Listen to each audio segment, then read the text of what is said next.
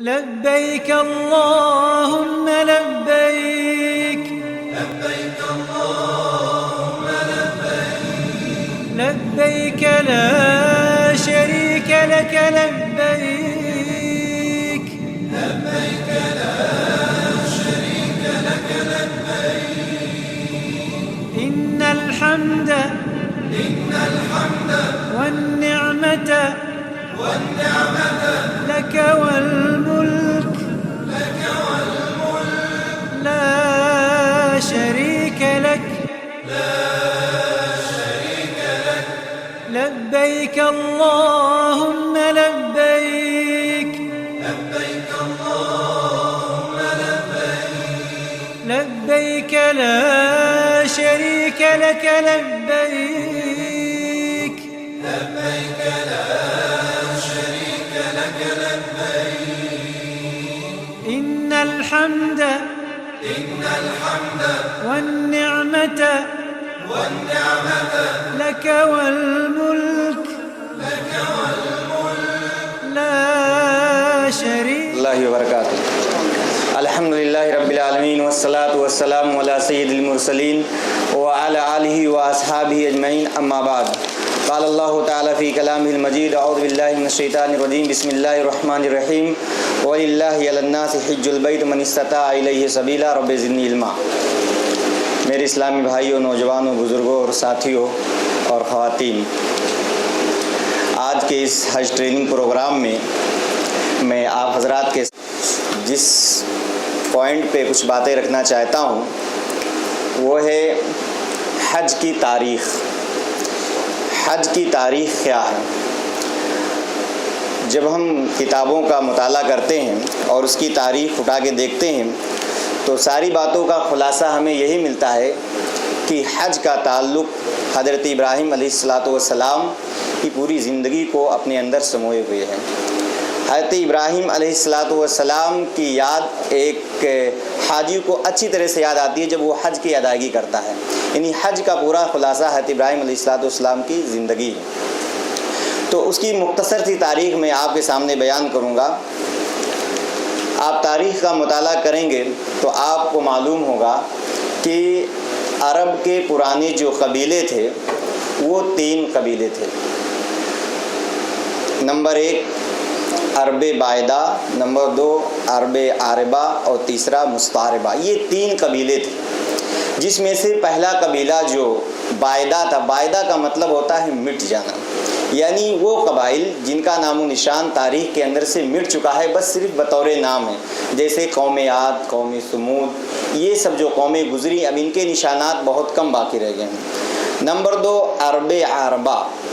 عرب عاربہ ایسے قبیلے کو کہتے ہیں جو بنو قحطان کی طرف جس کی نسبت کی جاتی ہے.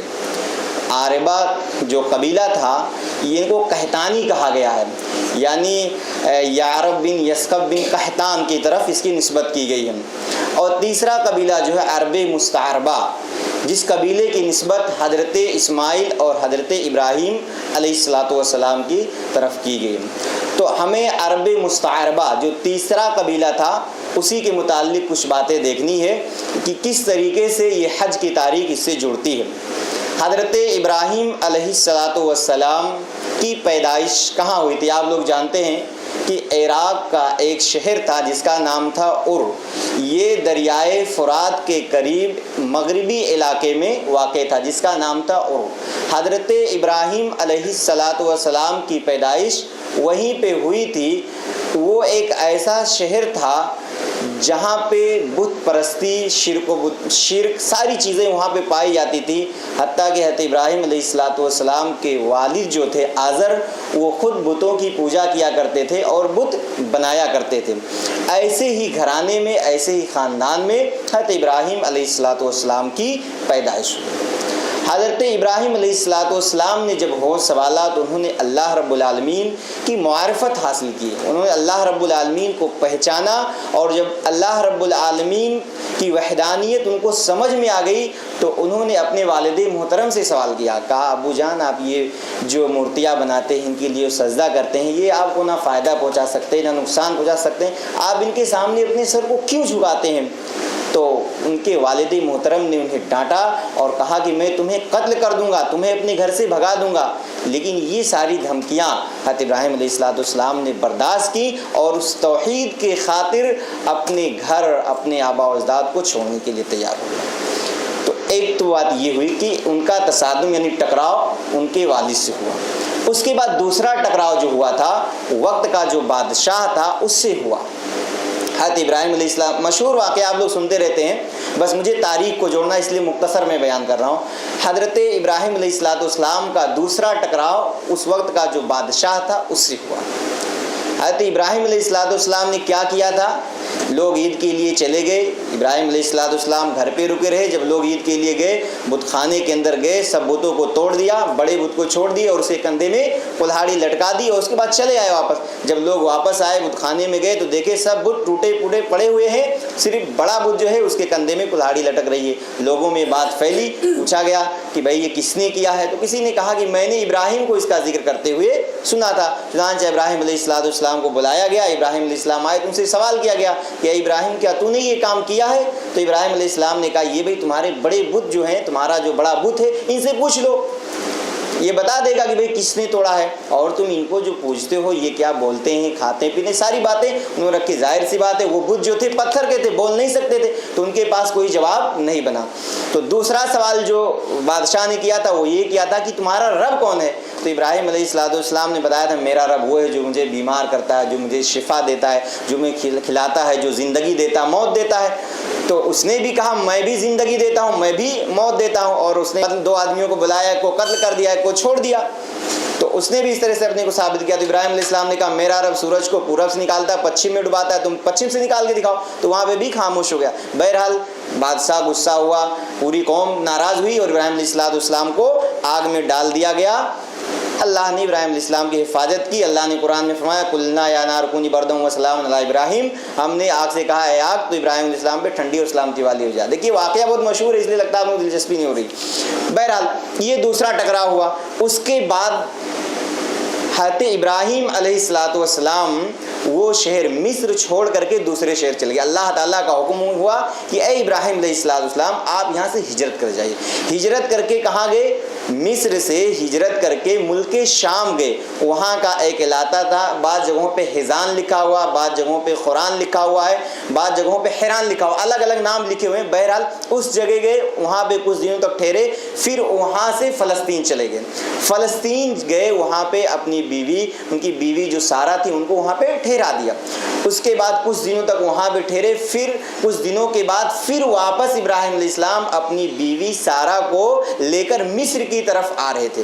جب مصر کی طرف آ رہے تھے تو بادشاہ جو تھا اس کو جب پتہ چلا تو اس کے دل کے اندر غلط خیالات پیدا ہوئے اور اس نے سارہ اور ابراہیم علیہ السلام کو بلایا تو اللہ رب العالمین کی طرف سے پکڑ ہوئی، اس کو سزا فوراً مل گئی۔ چنانچہ اس نے اپنی بیٹی ہاجرہ کو سارہ کی خدمت کے لیے دے دیا، اپنی بیٹی ہاجرہ کو سارہ کی خدمت کے لیے دے دیا۔ پھر حضرت ابراہیم علیہ السلام وہاں سے مصر گئے اور حضرت سارہ نے سمجھا مطلب انہوں نے ان کی شادی ہاجرہ سے کرا دی ابراہیم علیہ السلام۔ پھر واپس فلسطین آئے، وہاں پہ انہوں نے دعوتی کام شروع کیا۔ پھر وہیں پہ حضرت اسماعیل علیہ السلام کی پیدائش ہوئی حضرت ہاجرہ سے۔ اب ہاجرہ سے جب اسماعیل علیہ السلام کی پیدائش ہوئی، کچھ دن گزرے تو اللہ تبارک و تعالیٰ کا حکم ہوا۔ ایک تو یہ تھا سارہ کے پاس اولاد نہیں تھے، ہاجرہ کے پاس اسماعیل علیہ السلام کی پیدائش ہوئی تو دو لوگوں کا، دو بیویوں کا ایک ساتھ رہنا حضرت ابراہیم علیہ السلام نے مناسب نہیں سمجھا۔ اسی درمیان اللہ کا حکم ہوا ابراہیم علیہ السلام لے جا کر کے، اب اصل جگہ پہ ہم لوگ آتے ہیں جو تاریخ جڑی ہوئی، ابراہیم علیہ السلام اپنی بیوی ہاجرہ اور اپنے بیٹے اسماعیل دونوں کو لے جا کر کے حجاز کی سرزمین میں چھوڑ دیے۔ یہ حجاز کون سا ملک ہے؟ یہ مکہ جو ہے، مکہ کو پہلے حجاز کہا جاتا تھا۔ بیت اللہ کے قریب لے جا کر کے حضرت ابراہیم علیہ السلام نے اپنی بیوی ہاجرہ اور اسماعیل کو چھوڑ دیا۔ اب وہ اس وقت کیفیت کیا تھی آپ جانتے ہیں، ابھی بھی جو حج کرنے جاتے ہیں، عمرہ کرنے جاتے ہیں، دیکھتے ہیں کہ صرف مکہ کے اندر صرف ہوٹل نظر آتے ہیں یا تو پہاڑیاں نظر آتی ہیں، آبادی بہت کم ہے۔ تو ابراہیم علیہ السلام جب وہاں لے جا کے چھوڑ دیے، وہاں پہ نہ کوئی چرند تھا، نہ پرند تھا، نہ کوئی رہنے والا تھا، نہ کوئی کھانے پینے کی کوئی چیز نہیں۔ حضرت ابراہیم علیہ السلام وہاں پہ چھوڑ کر اپنی اپنی بیوی ہاجرہ اور اسماعیل کو جب جانے لگے تو ان کی بیوی نے سوال کیا کہ ابراہیم تم ہمیں یہاں تنہا چھوڑ کے کہاں جا رہے ہو؟ تو ابراہیم علیہ السلام نے کہا یہ اللہ کا حکم ہے. تو کہیں ٹھیک ہے، جب اگر اللہ رب العالمین کا حکم ہے تو میرا رب مجھے ضائع نہیں کرے گا. چنانچہ ابراہیم علیہ السلام چھوڑ کے چلے گئے، اسماعیل اور حضرت ہاجرہ وہاں پہ رہنے لگے. اب ظاہر سی بات ہے وہ آب و گیاہ میدان جہاں پہ نہ کوئی چرند ہے نہ پرند ہے، لیکن ابراہیم علیہ السلام جو چھوڑ کے جا رہے ہیں تو اپنے رب سے دعا کر رہے ہیں، کیونکہ اللہ کے علاوہ اور کوئی نہیں تھا. دعا کیا کر رہے ہیں؟ کہہ رہے ہیں ربنا انی اسکنت من ذریتی بواد غیر ذی زرع عند بیتک المحرم ربنا لیقیموا الصلاۃ فاجعل افئدۃ من الناس تہوی الیہم وارزقہم من الثمرات لعلہم یشکرون. یہ حضرت ابراہیم علیہ السلام نے اللہ سے دعا کی. جب چھوڑ کے جا رہے تھے کیا دعا کی؟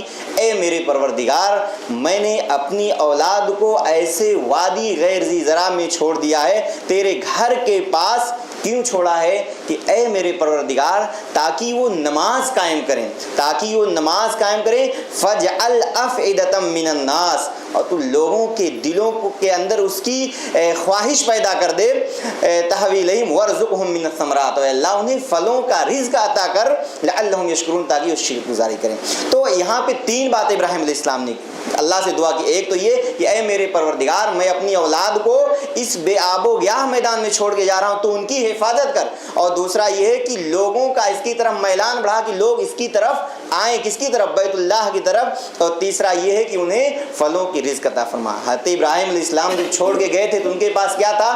ایک پانی کا مشکیزہ تھا اور چند کھجوریں تھیں، اس کے علاوہ کھانے پینے کے لیے کوئی چیز نہیں.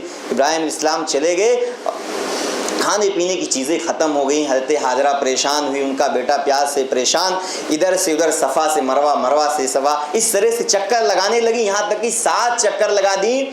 پھر دیکھتی کیا ہیں کہ اسماعیل علیہ السلام زمین پہ اپنے پیر کو رگڑ رہے ہیں اور وہاں سے پانی کا چشمہ نکل رہا. دوڑی دوڑی حضرت ہاجرہ آئی اور فوراً اس کو، جس کو ہمارے زبان میں کہتے ہیں کہ بند باندھ دینا، یعنی چاروں طرف سے میڑ باندھ دی اور وہ پانی کو روک دی تاکہ وہ پانی کا حوض ہو جائے.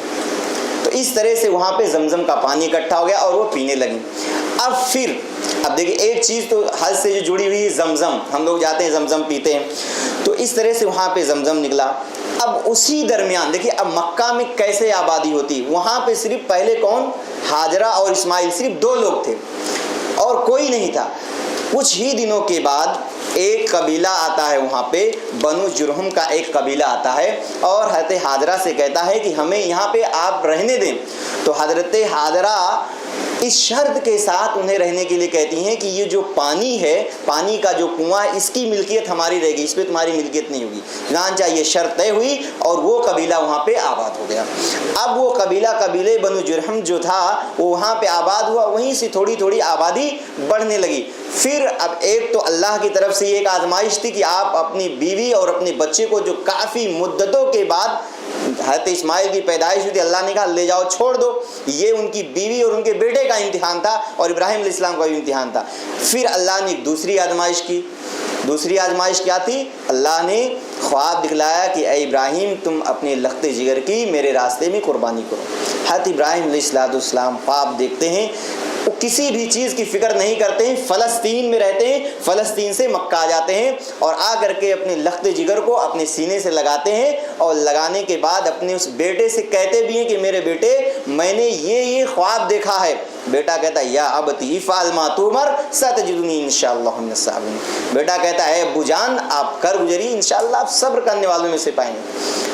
چنانچہ ابراہیم علیہ السلام لے جاتے ہیں، کہاں لے جاتے ہیں؟ مینا میں لے جاتے ہیں. جب حجاج جاتے ہیں تو ان کو جگہ بتائی جاتی، دیکھیے یہاں پہ ایک پہاڑ ہے، پہاڑ کے اوپر ایک ستون لگا ہوا، بتایا جاتا ہے کہ یہیں پہ حضرت ابراہیم علیہ السلام نے اپنے بیٹے اسماعیل کو ذبح کیا تھا. وہاں پہ لے جاتے ہیں، آنکھ پہ پٹی باندھتے ہیں، بیٹے کو لٹاتے ہیں، ذبح کرنے چلتے ہیں. اللہ تعالیٰ کہتا ہے قد صدقت الرؤیا یا ابراہیم، اے ابراہیم تو نے اپنے خواب کو سچ کر دکھایا.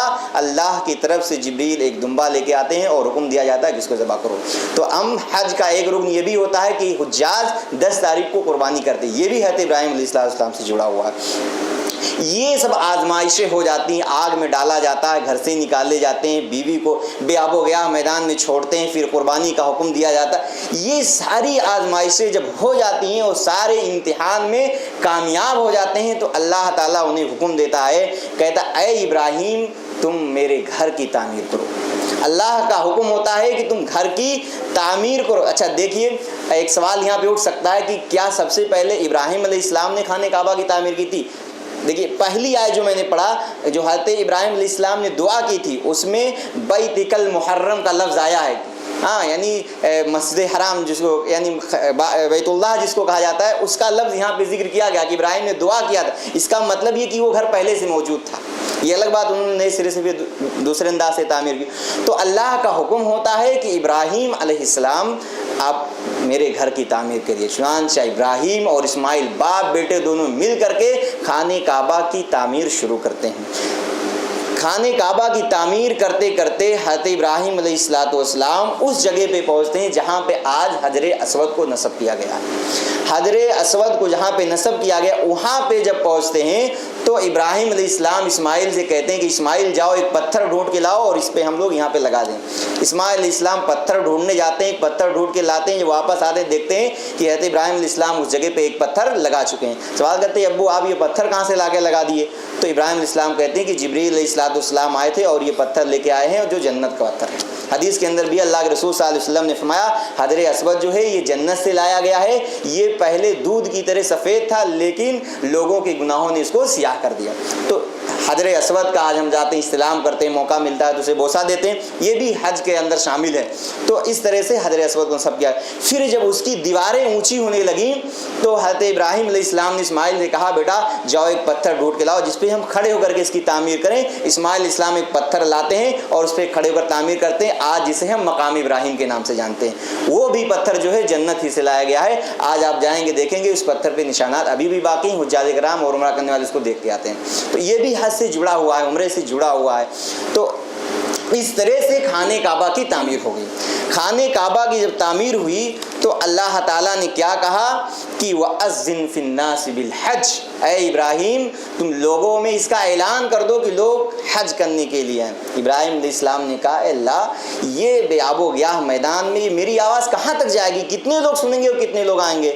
تو اللہ نے کہا ابراہیم تمہارا کام ہے اعلان کرنا اور لوگوں کو یہاں تک لانا میرا کام ہے۔ چنانچہ ابراہیم علیہ السلام نے اعلان کیا۔ آج اسی کا نتیجہ ہے کہ اتنی کثیر تعداد میں اللہ نے ان کی آواز کو جو اس وقت موجود تھے ان تک پہنچایا اور جو عالم ارواح میں تھے ان تک بھی اللہ نے اس بات پہنچایا۔ ابھی جو نسلیں آنے والی ہیں ان تک بھی بات پہنچی ہوئی ہے اور جن کی قسمت میں اللہ نے لکھا وہ لوگ کریں گے۔ اللہ نے کس طرح سے ان کی آواز کو پہنچا دیا۔ بہرحال یہاں سے حج کی شروعات ہوئی۔ اب حضرت ابراہیم علیہ السلام کے بعد جب ان کا انتقال ہو گیا تو ان کے بیٹے اسماعیل خانہ کعبہ کے متولی بنے۔ جیسے آج مسجد ہوتی، مسجد کا کوئی متولی ہوتا ہے، تو اسماعیل علیہ السلام اس کے متولی بنے۔ اس کے بعد پھر اسماعیل علیہ السلام کے بعد قبیلے جرہم جو میں نے بتایا وہاں پہ آباد ہو گیا تھا، وہ لوگ اس کے متولی بنے۔ وہ لوگ جب متولی بنے تو حضرت اسماعیل علیہ السلام کے دور ختم ہوتے ہی لوگوں میں اختلافات پیدا ہونے لگے تھے، عقائد میں خرابیاں آنے لگی تھیں۔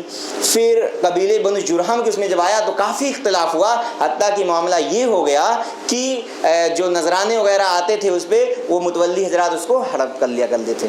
اس کے بعد قبیلے بنو جرہم کے بعد قبیلے بنو خزاعہ اس کے متولی ہوئے، یہ تیسرے نمبر پہ خزاعہ کے لوگ، یہ لوگ متولی بنے۔ اصل میں ہم کو پہنچانا نبی صلی اللہ علیہ وسلم تک، تو قبیلے بنو خزاعہ کے لوگ اس کے متولی ذمہ دار بنے۔ لیکن جب یہ لوگ بنے تو پھر کیا ہوا، کعبہ کے اندر لا کر کے مورتیاں 360 بت رکھ دیے گئے، بت پرستی شروع ہو گئی۔ اس کے اندر حضرت ابراہیم علیہ السلام کی بھی شکل کی مورتی بنا کے رکھی ہوئی تھی۔ تو اس طرح سے قبیلے بنو خزاعہ کے لوگ متولی ہوئے۔ اس کے بعد قریش خاندان کے جو سردار تھے ان کا نام تھا قصی بن کلاب۔ نبی صلی اللہ علیہ وسلم کا نسب نامہ جب پڑھیں گے آپ، شجر نسب جو ہے تو وہاں پہ ایک نام آتا ہے قصی بن کلاب۔ یہ قریش کے سردار تھے۔ تو قبیلے بنو خزاعہ کے لوگوں نے کیا کیا، اپنے ایک لڑکی کی شادی ان سے کر دی، اور جب ان کی شادی کر دی تو انہوں نے اپنے داماد کو کیا کیا، سسرال والوں نے اس کا متولی بنا دیا، پھر یہ لوگ اس کے متولی ہو گئے۔ تو اس طرح سے مشرک لوگ جو تھے وہ خانہ کعبہ کا طواف کرتے تھے، طواف کرتے رہے پھر قریش ہی خاندان میں اللہ کے رسول صلی اللہ علیہ وسلم کی بعثت ہوئی، آپ نبی بنائے گئے۔ اس کے یعنی آپ کے نبوت کا جب 21واں سال تھا تو آپ یعنی سن 8 ہجری میں مکہ کو فتح کیا گیا. اس سے پہلے لوگ خانہ کعبہ کا طواف کرتے تھے, شرک و بت پرستی میں مبتلا تھے. لیکن جب سن 8 ہجری ہوا, یعنی جب نبی صلی اللہ علیہ وسلم مدینہ گئے 8واں سال تھا, اس سال مکہ کو فتح کیا گیا. جب مکہ فتح ہوا تو 9 ہجری میں اللہ کے رسول صلی اللہ علیہ وسلم نے پہلے امیر الحجاج حضرت ابوبکر صدیق رضی اللہ عنہ کو بنا کر بھیجا. ان کی قیادت میں شریعت کے بتائے ہوئے اصول کے مطابق خانہ کعبہ کا حج کیا گیا.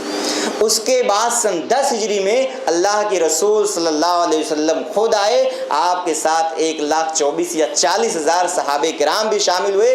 وہ نبی صلی اللہ علیہ وسلم کی زندگی کا پہلا اور آخری حج تھا. آ کر کے حج کیا. وہیں سے حج کی شروعات ہوئی اور شریعت کے بتائے ہوئے اصول و ضابطے کے مطابق حج کیا جانے لگا. تو یہ حج کی مختصر سی تاریخ تھی.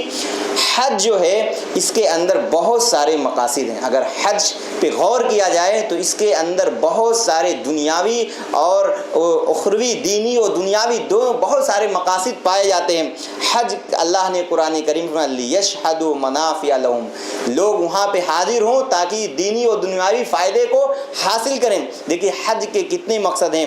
حجاج کا اپنے گھر کو چھوڑنا, یعنی یہ حجاج کرام اپنے گھر کو اسی طرح سے چھوڑ کے جاتے ہیں جس طرح سے حضرت ابراہیم علیہ السلام اپنے گھر بار کو چھوڑ کر کے, اپنے وطن کو چھوڑ کر کے, بے وطن ہو کر کے اپنی بیوی بچوں کو لے جا کے وہاں پہ چھوڑ دیے تھے. اسی طرح سے حجاج کرام کو اس بات کا بھی احساس ہوتا ہے, یہ احساس دلاتا حج کہ ایک حاجی اپنے گھر کو, اپنے گھر والوں کو چھوڑ کر کے کس طرح سے جاتا ہے اور اس کی کیفیت کیا ہوتی ہے. اور یہ چیز جو ہے کہ انسان کے اندر اللہ پر جو توکل ہوتا ہے اس چیز کو مضبوط کرتا ہے کہ ایک انسان پر اللہ پر کس قدر توکل اور بھروسہ ہو جاتا ہے کہ اپنی سارے مطلب ضروریات, اپنی مصروفیات, اپنے آل اولاد سب کو چھوڑ کر اللہ پہ بھروسہ کرتے ہوئے اللہ کے گھر پہ حاضر ہو جاتا ہے. تو توکل کے جذبے کو اللہ یہ حج مضبوط کرتا ہے. اسی طریقے سے ایک انسان کو حج کے ذریعہ سے نفس کا تزکیہ کرنے کا موقع ملتا ہے. تزکیہ نفس ہوتا ہے کہ ایک انسان حج کا سفر کرتا ہے, اس میں بہت ساری تکلیفیں ہوتی, بہت ساری پریشانیاں آتی, تمام تکالیف, تمام مصائب کو برداشت کر کر کے ایک انسان وہاں پہ پہنچتا, اپنے نفس کا تزکیہ کرتا. آپ دیکھتے ہوں گے کہ جو یہاں پہ نماز نہیں پڑھتے حج کرنے جاتے ہیں, کتنا ان کے اندر عبادت کا جذبہ بڑھ جاتا ہے کہ اذان نہیں ہوتی اس سے پہلے حرم کے اندر جا کے پہنچ جاتے ہیں. وہ کیا ہوتا ہے؟ تزکیہ نفس ہوتا ہے اس کے ذریعہ سے. اسی طریقے سے تیسرا مقصد یہ کہ یہ مساوات کی تعلیم دیتا ہے. آپ حج کو دیکھیے, حجاج اپنے گھر سے نکلتے ہیں, الگ الگ شہروں سے, الگ الگ ملکوں سے لوگ آتے ہیں اور پھر آ کر کے لوگ ایک ہی لباس میں ہو جاتے ہیں, ایک ہی لباس میں اور ایک ہی الفاظ میں تلبیہ پکارتے ہیں. یہ کیا ہے؟ اسلام ایک مساوات کی تعلیم دیتا ہے کہ اسلام میں اونچ نیچ کوئی چیز نہیں ہے, سب برابر ہیں. یہ حج جو ہے اس بات کا پیغام دیتا ہے, اسلامی مساوات کی تعلیم دیتا ہے. اسی طریقے سے حج لوگوں کے اندر ہمدردی کا جذبہ پیدا کرتا ہے. آپ دیکھتے ہیں جب حجاج جاتے ہیں تو ایک دوسرے کا کس طرح سے تعاون کرتے ہیں, ایک دوسرے کے مسائل کو کس طرح سے حل کرتے ہیں. کوئی پریشان ہوتا ہے تو کس طرح سے آدمی آگے بڑھ کے اسی تکلیف کو دور کرنے کی کوشش کرتا ہے. تو یہ حج جو ہے ایک انسان کے اندر ہمدردی کا جذبہ پیدا کرتا ہے. حج ایک انسان کو توحید کی تعلیم دیتا ہے. آدمی اللہ کے گھر کے پاس پہنچتا ہے تو صرف اللہ کی وحدانیت کا اقرار کرتا ہے, اللہ رب العالمین کی بڑائی, اس کی حمد و ثنا, دنیا کی ساری چیزوں, سارے جو ان کے معبودان ہیں یا اس طریقے سے جن کو اپنا ولی وغیرہ سمجھتے, سارے لوگوں کو بھول کر کے صرف ایک اللہ کو پکارتے ہیں, یعنی اللہ کی وحدانیت کا اقرار کرتے ہیں. تو حج یہ توحید کا پیغام دیتا ہے. اسی طریقے سے حج یہ اتباع سنت کی تعلیم دیتا ہے کہ آدمی جب حج کرتا ہے تو اس کی کوشش ہوتی ہے کہ اس کا ہر عمل, ہر رکن, ہر چیز نبی کریم صلی اللہ علیہ وسلم کے بتائے ہوئے سنت کے مطابق, وہاں پہ کسی امام, کسی پیر, کسی کے بتائے ہوئے مطلب عالم کے فتوے کے مطابق نہیں چلتا, بلکہ وہ نبی کا جو طریقہ ہے, نبی کی جو سنت ہے اس کے مطابق اس کو ادا کرنے کی کوشش کرتا ہے. تو حج جو ہے یہ اتباع سنت کی تعلیم دیتا ہے. یہ حج کے مقاصد ہیں اور حقیقت میں دیکھا جائے تو یہی ساری چیزیں ہوتی ہیں.